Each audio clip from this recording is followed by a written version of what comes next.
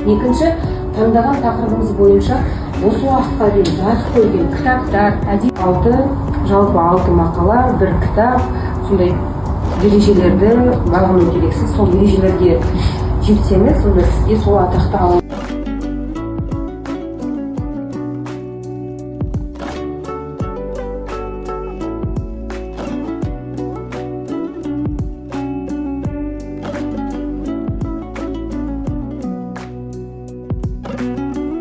Базасы, ол жерде бірнеше мақалалар, ссылка екендігі тұрады, қанша мақала бар екендігі, ашық индекс.